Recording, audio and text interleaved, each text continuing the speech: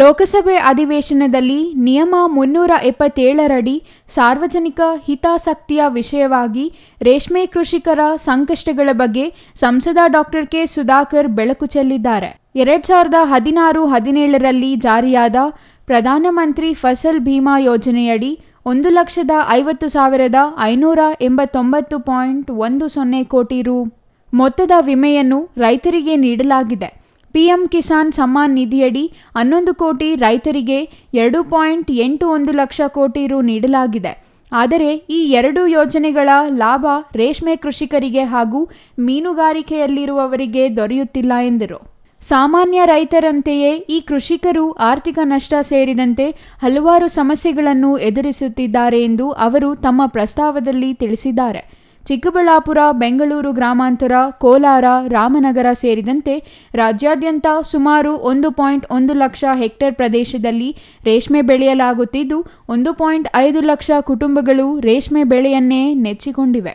ಈ ಎಲ್ಲ ರೈತರ ಮಹತ್ವದ ಬೇಡಿಕೆಯನ್ನು ಸಂಸದ ಡಾಕ್ಟರ್ ಕೆ ಸುಧಾಕರ್ ಕೇಂದ್ರ ಸರ್ಕಾರದ ಗಮನಕ್ಕೆ ತಂದಿದ್ದಾರೆ. ವರ್ಷದಿಂದ ವರ್ಷಕ್ಕೆ ಬದಲಾಗುತ್ತಿರುವ ಹವಾಮಾನ, ಮಳೆಯ ವೈಪರೀತ್ಯದಿಂದ ಹಿಪ್ಪುನೇರಳೆ ಸೊಪ್ಪು ಹಾಗೂ ರೇಷ್ಮೆ ಹುಳುಗಳಲ್ಲಿ ಅನೇಕ ಸಮಸ್ಯೆಗಳು ಕಂಡುಬರುತ್ತಿವೆ. ನುಸಿ ಮತ್ತು ಕೀಟಗಳ ಹಾವಳಿಯಿಂದ ಹಿಪ್ಪುನೇರಳೆ ಸೊಪ್ಪಿನ ಗುಣಮಟ್ಟ ಮತ್ತು ಇಳುವರಿ ಕುಸಿತವಾಗುತ್ತಿದೆ. ಕಳಪೆ, ರೋಗಪೀಡಿತ ಮೊಟ್ಟೆಗಳ ಚಾಕಿಯಿಂದ ರೇಷ್ಮೆ ಹುಳು ಸಾಕಾಣಿಕೆಗೆ ಸಂಕಷ್ಟ ಎದುರಾಗಿದೆ ಎಂದು ಅವರು ತಿಳಿಸಿದ್ದಾರೆ.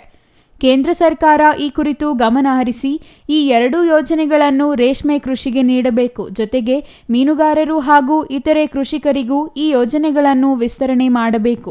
ಈ ಮೂಲಕ ಈ ಕ್ಷೇತ್ರಗಳ ಕೃಷಿಕರಿಗೂ ಬೆಂಬಲ ನೀಡಬೇಕೆಂದು ಅವರು ಕೇಂದ್ರ ಸರ್ಕಾರವನ್ನು ಕೋರಿದ್ದಾರೆ. ಅತ್ಯಂತ ಜರೂರಾಗಿರ್ತಕ್ಕಂಥ ವಿಷಯಗಳ ಬಗ್ಗೆ ಪ್ರಸ್ತಾಪನೆ ಮಾಡೋದು, ಅದನ್ನು ಪ್ರಸ್ತಾಪನೆ ಮಾಡಿದ್ವಿ. ಬಹುಶಃ ಸೋಮವಾರ ನಮಗೆ ಆನ್ಸರ್ ಸಿಗ್ತದೆ ಸರ್ಕಾರದಿಂದ ಏನು ಅವ್ರು ಮಾಡ್ತಾರೆ ಅಂತ. ನಾನು ಬಿಡೋದಿಲ್ಲ, ಇದನ್ನು ವಿಸ್ತರಣೆ ಮಾಡಿಸ್ತೀನಿ. ಅವ್ರು ಏನೇ ಉತ್ತರ ಕೊಟ್ಟರು ಇಲಾಖೆಯವರು, ನಾನು ಇದನ್ನು ಮತ್ತೆ ನಾನು ಪ್ರಧಾನಿಗಳ ಹತ್ರ ನಿಯೋಗ ಕೂಡ ತಗೊಂಡು ಹೋಗೋದಕ್ಕೆ ರೆಡಿ ಇದ್ದೀನಿ.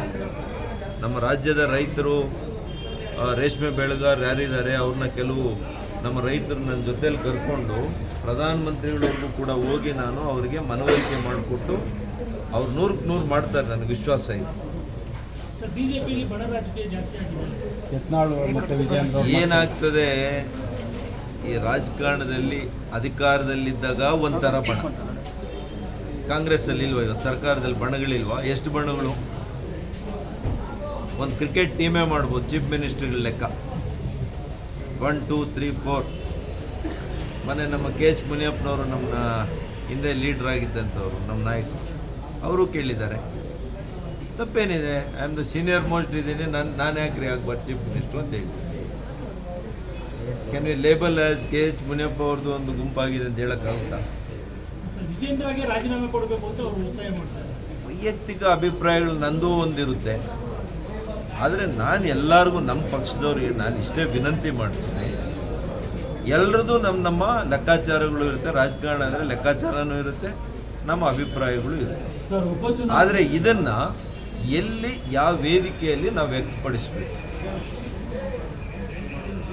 ನನ್ನ ಪ್ರಕಾರ ಈಗ ಬಣ ಅಂತ ಈ ರೀತಿಯಲ್ಲಿ ಓಡಾಡಿದ್ರೆ ಏನಾಗುತ್ತೆ, ನಿಮ್ಮ ಕೇಸ್ ವೀಕ್ ಆಗುತ್ತೆ. ನಿಮ್ಮ ಕೇಸು ಸ್ಟ್ರಾಂಗ್ ಆಗಬೇಕು ಅಂದರೆ ಎಲ್ಲಿ ಹೇಳಬೇಕು ಅಲ್ಲಿ ಹೇಳಬೇಕು.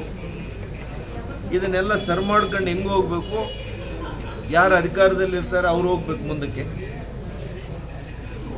ಅಧಿಕಾರದಲ್ಲಿರೋರು ಎಲ್ಲರನ್ನೂ ಕೂಡ ಸಮಾಲೋಚಿಸ್ಕೊಂಡು ಎಲ್ಲರನ್ನೂ ಕೂಡ ವಿಶ್ವಾಸಕ್ಕೆ ತಗೊಂಡು ಹೋದರೆ ಅವ್ರ ಕೆಲಸ ಮತ್ತಷ್ಟು ಸುಲಭ ಆಗ್ತದೆ, ಸುಗಮ ಆಗ್ತದೆ. Nandakumar, CTV news, Chikkaballapur.